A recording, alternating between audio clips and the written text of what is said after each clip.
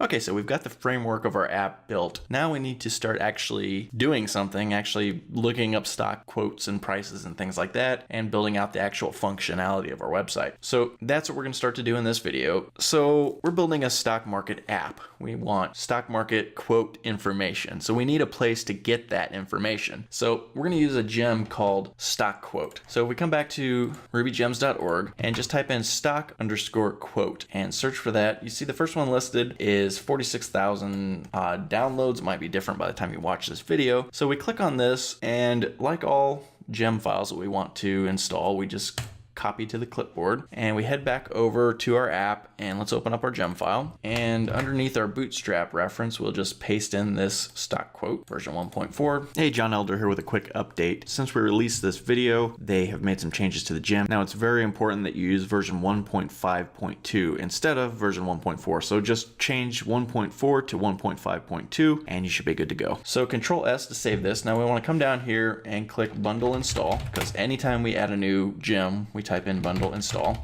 You can also type in bundle update if you like. For instance, later on, if you changed this version to 3.3.8 and you want to update it, you would type in bundle update. But you know, obviously we're not doing that now, so we just type in bundle install, and fetching from Ruby Gems, installing, boom, boom, everything is installed, bundle complete. Okay, so now we want to come back here. Like anytime we update our gem file or add a new gem, we want to read the information about it. And here the installation, we've done this, Rails 2, Rails 3, we're not using any of those. We're on Rails 4 or 5 right now. Okay, so here's the usage. Apparently we don't have to do anything else to install this thing. Like I said earlier, we want to stop our server here and restart it. Anytime we add a new gem, it's a good idea to do that. But we can look through here and it shows us how to use this thing, how to actually look up stocks. And it looks like all we have to do is add this reference somewhere. So how do we do that? Well, I'm gonna copy this and head back to our home. Now, let's see, let's open our controller, our home controller. This is where we're gonna eventually put this.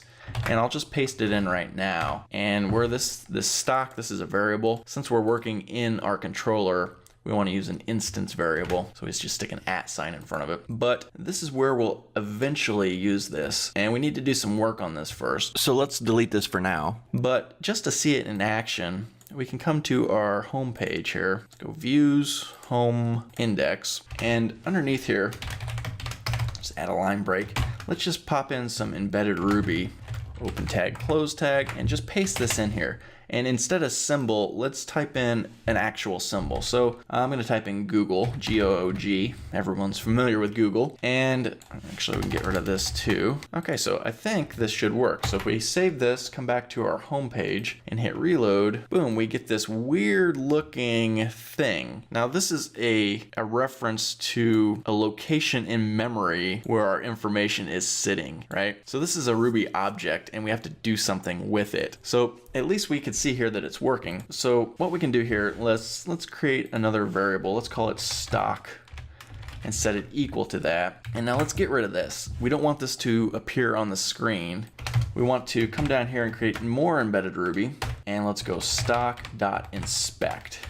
And that's just a Ruby thing that allows us to inspect our object. So if we save this, come back here and hit boom, we have all this information that has been given to us by the stock quote gem. And if you look through here, there's just a whole bunch of stuff. We have, here's the symbol, Goog. We have the exchange that it's on, NASDAQ. Here's the name of the company, Alphabet Inc. A lot of people don't know that Google's company isn't called Google. It's actually called Alphabet Inc. They changed their name a couple years ago. Reload. And if you dig through here, you can find the current stock price and all kinds of other data. Now this used to come from Yahoo Finance, but the stock quote gem was recently updated when the Yahoo Finance discontinued their feed. Now it comes from Google, and we get a whole lot of information here. If you look through here, there's even a little like overview section where it gives like a little paragraph worth of stuff describing the company. You have like the president's name, Larry Page, chief executive officer, finance officer, all this different stuff. Just a ton of stuff to dig through and that we can now access in our app however we want. This is as easy as it gets. We can get all kinds of stock information just by pasting in really 2 lines of code here,